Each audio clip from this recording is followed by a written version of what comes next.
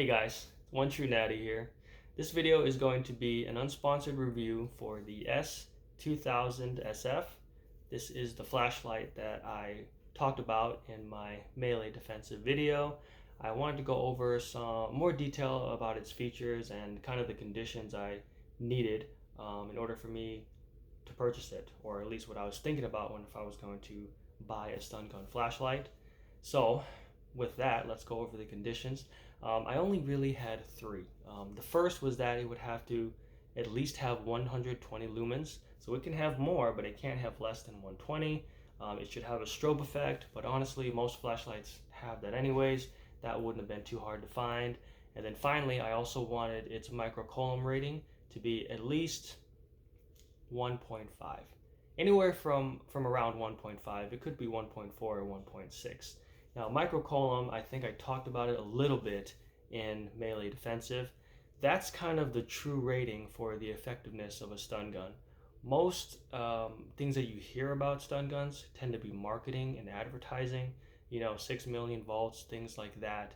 But it's already been determined by the National Institute of Justice that MicroColumn is really the only rating you should be concerned about for any kind of stun gun dedicated weapon platform or stun gun flashlight. And the rating is as follows. The first is anywhere from 0.1 to 0.5 microcolumn is uncomfortable. It'll make the person uncomfortable. And then anywhere from 0.5 to 1 microcolumn is pain, just straight up pain. And then anywhere from 1 microcolumn and above is actually unbearable pain. And so with that range, I just kind of thought, well, how about I just stick with 1.5? Seems kind of like a safe number to me. I don't want to be like 3 or 4 or anything like that. So those are really the only three conditions that I was looking for. And the flashlights that I looked at particularly are from SABRE. Not because I'm sponsored by them, but because they actually tell clearly what their microcolumn rating is. Most other companies won't do that. They'll just kind of stick with the 10 million volts kind of advertising thing. But through all the testing, SABRE will legit straight up tell you what the microcolumn rating is. Now their website has, stun gun flashlights like these, but they also have the actual stun gun, a taser. Is it a taser? You hold it like this and you tase them. And those are great too, but I didn't look at them because as a man, we tend to be looked at more harshly in self-defense. And so I didn't see the point of me looking at those kinds of stun guns because, we're kind of like automatically the bad guy, like a sexism thing, Now, if you're a girl, I think you can look at those. That's great because girls can get away with a lot more stuff. So I think you can look at those kind of dedicated weapon platform stun guns. But as a guy, I don't want people to look at me weird, so I got to go with something like this. Now, the first stun gun that I looked at, stun gun flashlight that I looked at, it was the S-2000SF. Looked to me like, I'd say, like a general model, a beginner model, I guess. The lumens was 80, which was not enough for me. And then the microcolumn was 1.139, which it's pretty good, but I still wanted to stick around that, 1.4 or 1.5 range. So the next stun gun flashlight that I looked at was the S-1012. This one is kind of the opposite, I think. It's kind of the opposite in that the lumens is pretty good. It's 130, but then the microcolumn is like 0.76, which is, a little barely less than half of what I'm looking for. So that one had to go too. After that, we have the RU S-2000SF. So this one is actually made by Ruger.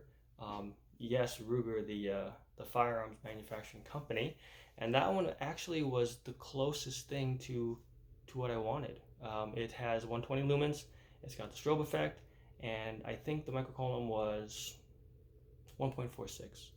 So I mean, it's basically exactly what I want, except that it wasn't available. it wasn't available, so I couldn't get it. I guess there's a lot of company fanboys, fangirls out there and bought them all up. Now, I actually do have a couple Rugers. I think maybe like five, I guess, five. But I have this is an old model single six, that Ruger used to make back in, I think this is 1960s, and this is for a 22 long rifle. And I do have the 22 Magnum cylinder for this. And then I also have Ruger SP101 Match Champion, which, have I fired this? I think I fired it a couple times. And I used to have two more. It was a Ruger Red Hawk 44 Magnum. That was actually a really good gun, but I ended up selling that one. And then I also had a Ruger Black Hawk. That was also an old model, and that was in 357 and 9mm conversion. So you can just switch out the cylinders and shoot one or the other. But I ended up selling that one too. So just these guys. These are the only Rugers I have left. Well, I am my LCP too. That's my kind of like my main carry gun. Main pocket carry gun is always with me. Now, since I can't have that one, what are we left with?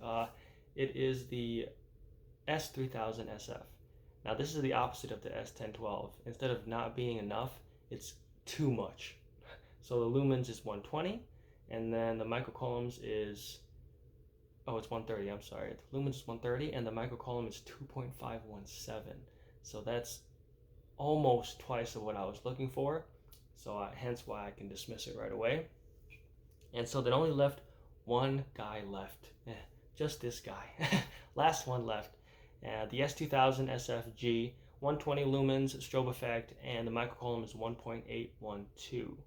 A little higher than I was looking for, but compared to anything else that was available to me, it ended up being number one. Now the S-2000SF has actually a built-in rechargeable battery. So you charge it from the bottom there, you get a cable that comes with it and it charges it. And so that's its powering system. I prefer batteries, honestly, just because power grids can go down, but I mean, I understand the convenience, and probably, especially today's modern technology, probably most people want some kind of built-in rechargeable system. Now the production material is also another thing I want to talk about. It seems to be some kind of hard plastic or maybe hard rubber, and I think that is an excellent choice, for an item that's going to be used, just constantly, heavy use type of thing. Something like this can absorb impact and fall a lot better than actual metal, right? Remember the Lux Pro, I think this is aircraft aluminum, steel, metal, they don't absorb impact. You know what I mean? It just gets hit and dented and deformed and things like that. And consider that the electronics is in the top or the butt of the flashlight. I've already seen people talk about how they drop it on accident. Accidents happen. They drop it, it don't work anymore. Or when they hit the button, it don't work. Or sometimes they'll shake it and it will switch from low to light to strobe, things like that. That's kind of a big problem. How do you really fix something like that? And so I think this kind of hard rubber, hard plastic, it's and I think most people are moving towards this, in terms of utility devices, is that they're moving towards the hard rubber plastic because it just absorbs impacts better, and it doesn't really, cause a lot of glitching, compared if it had more of a metal outer layer, protective layer. Now the S-2000SF has a clip, and it's got kind of like these two Phillips screws on here, and it doesn't look like you can remove them and place them anywhere else because it's just that spot where you put them on. But I think that's for that's its flexibility. It's very flexible. It's not something that's going to break like the Lux Pro one. So I think that's why the clip is it's got those screws there to allow some kind of some flexibility, so it's not rigid, so rigid that it can break.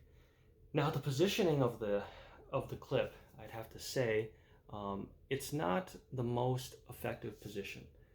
So technically, right, the way that the stun gun flashlight works is a kill switch on the bottom, so it has to be on.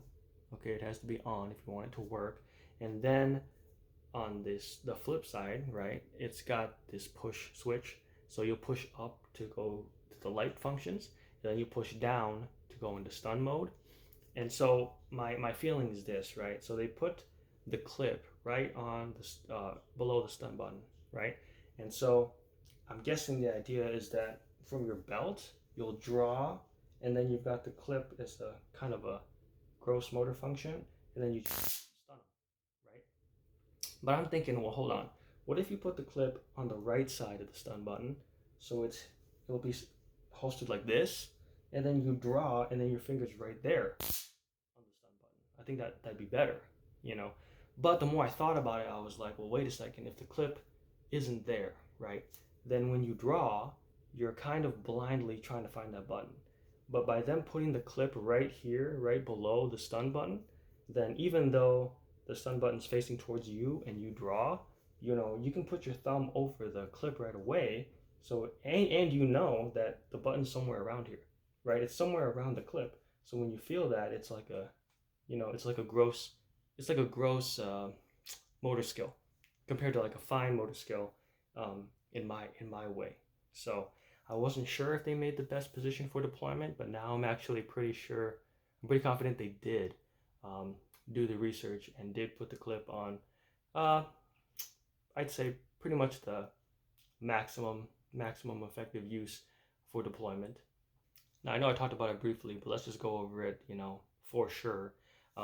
In order to use the stun effect on the flashlight, there's two safeties that have to be engaged. So the kill switch down here, right, that has to be on. So if that's off, it doesn't matter if the other safeties are. If this kill switch is off, it doesn't matter that the other safety is off. You can't stun somebody. Okay. Same thing if you put this on, but you don't turn the other safety off, then it's not going to work, right? So the kill switch has to be on, and then this switch here that you push up for to change to light modes, you push it down, okay, and then on the opposite side, that's the stun button. So that's pretty much it. If this switch is in the neutral or light position, you can't stun. If the kill switch is off, you know, it doesn't matter if this is down here, it's not going to stun. So that's how you use the stun effect. It's got two, I guess, safeties, and they both have to be in the correct position in order for the stun effect to take place. Now a quick word on deployment. So deployment is basically the ease at which a martial art can be used, whether it's an item or an actual technique. You know, example is if you're in a bar and you're surrounded by people, you ain't using any martial arts, are you? It's kind of the same thing here. So with a stun gun flashlight, we know that the two safeties have to be off, right? So the kill switch is on, and then the switch is pushed down or towards you in order to push stun button and stun somebody. So basically for deployment, you would have it where the switch is on, and then you might think you can leave push this down and then just holster it, but you can accidentally, like, you know, if you're not careful, you can kind of like shock, like, you know what I mean? So I don't know if I'd recommend that, but I'm just saying, if you leave the switch down and you're not thinking, you can just like accidentally like hit it, right? Like you can do that. So I haven't really decided how I want to do that, but I would just kind of just leave it in the middle so it's off, and then you can holster it. And I'd say the clip size for this that's on the SABRE, it's not 1.5, because my gun belt is 1.5 inches, and it barely fits, guys. It barely fits. Okay, like what do you think's gonna happen if you hit a table or something, right? It's gonna like pop out, you know, and then you're gonna lose it. So I can tell you that it's not 1.5 for the clip size. I think it's 1 inch. If you have a 1-inch belt, I think you can use it. Ooh, it's pretty close. Maybe it's like 1.25,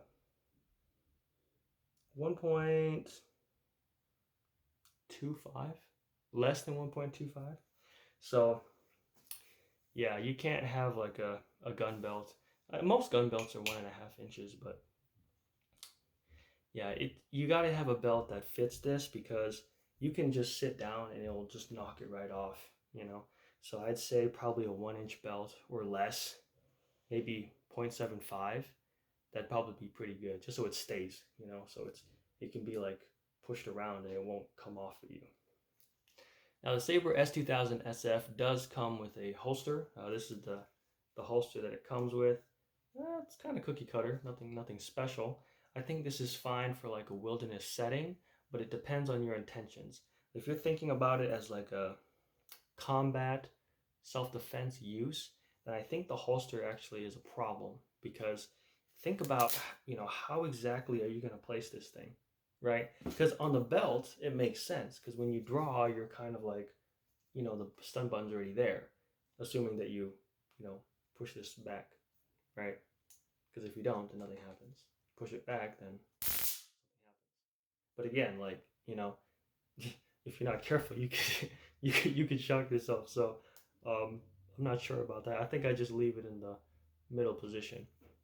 And not only that, but like, you know, you also don't want to like freak people out if it happens on accident, and then you get like, I don't know, attention from the popo, right? Like that's not good. So I would actually say just leave it in the middle, and then when you draw, just train yourself to be like, I have to push this back, and then stun them, and then put it back, and then reholster it. So that's what I would suggest. But the holster, gosh, yeah, because you know, even if you put it like this way, which I think is correct, it's like this. You know, how are you gonna position it, right? Because if it's on the belt here, it's like, okay, you take it out and then what? You draw and then you'd have to find the right position. So honestly, I think the holster doesn't really serve a combat use. I think it's fine if you're gonna go to the wilderness or something like that, but yeah, it's not really a gain or a loss to me. Now, of course, we have to talk about dedicated purpose. So most martial arts have to have a dedicated purpose, and for this one, even though it's a utility item, it can act as a flashlight. You know, you still don't want to be switching from the two. You know, just constantly switching from the two, kind of like confusing your mind type of thing. Because I've had that. Well, I haven't had that, but you know how some guns will say like it can only use this grain of bullet type of thing. Like Smith and Wesson, they had one. It was like it can only use don't use 125 grain bullets in there. You know, just stuff like that. It's like you really don't need the more hassle in your mind. You know, so even though this can be a flashlight and it can be a stun gun, I would I would honestly just use it for self-defense only. Okay, so the kill switch is always going to be on. I'm always going to have it in the switch in the middle, so you know I don't shock myself accidentally. You know, I would just have that as a dedicated purpose. Like it has no other purpose, right? I already have a light, a blinding light no less, but I already have a light for that, right? And then I have one which is it can act as a flashlight, which is nice, right? But in my mind it'll be like, but this is more of a fighting weapon, right? So I don't have to think about, okay, well, if this is the position for the fighting position, what's the position for just the light? Well, obviously you turn the kill switch off, right? And so then, you know, obviously there's going to be user error. You're going to forget to put the kill switch on, things like that. So I would just simplify it and be like, no, it can be a flashlight, but I'm just going to treat it as the stun gun effect only. And then this is kind of my light anyways. So just have, you know, have your stuff have a clear, definitive purpose. Now we haven't even talked about the light yet. Yes, it is a flashlight. It does have light functions. Um, so the flashlight, it can be used even if the kill switch is on and even if the kill switch is off. It doesn't matter. The light can always be used. So that's kind of nice, right? And then to activate it, you know, the switch in the middle, this slide button. So down is for stun if the kill switch is on, and up is just for light. So the first light is, I think it's high, and then it goes to low, and then it goes to strobe. So just, you know, most flashlights do that, and it doesn't have a quick cycle function like the Lux Pro did. It's just you have to slide up and slide down, slide up and slide down. But hey, 120 lumens. It has a strobe effect if you want to use it for that. So it's a nice utility. That's what I was looking for, and that's why I bought it. All right, so this is going to be a test for the light SABRE. The first light, this is going to be high. There you go. And now we're going to go to low.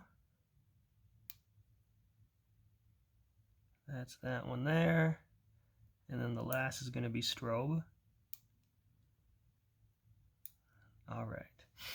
Now, just as a reminder, here is the Lux Pro. The first light is going to be high. That's the one there. And then low. And then strobe. All right. And just to have them both side by side, I'm going to put the Lux Pro on the left and the SABRE on the right, and these are going to be the high conditions.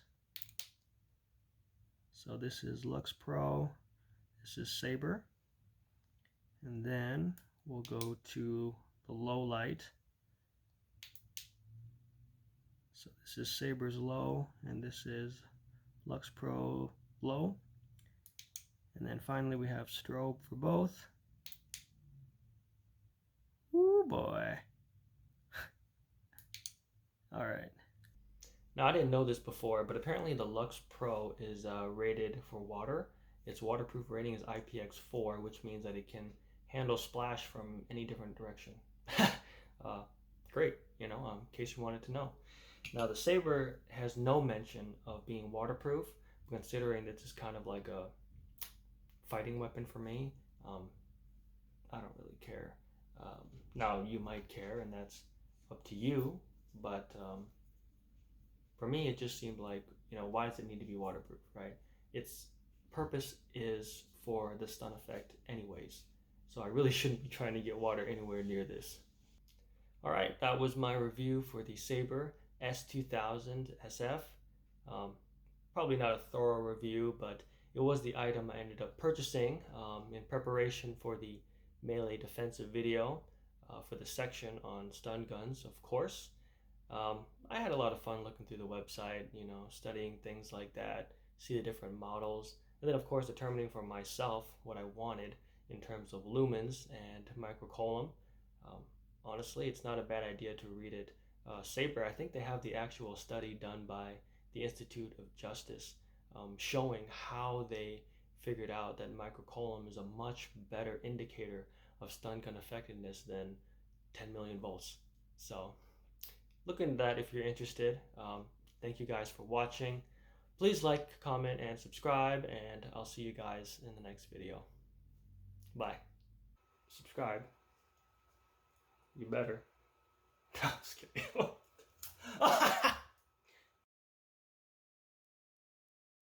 Stop it. Get some help.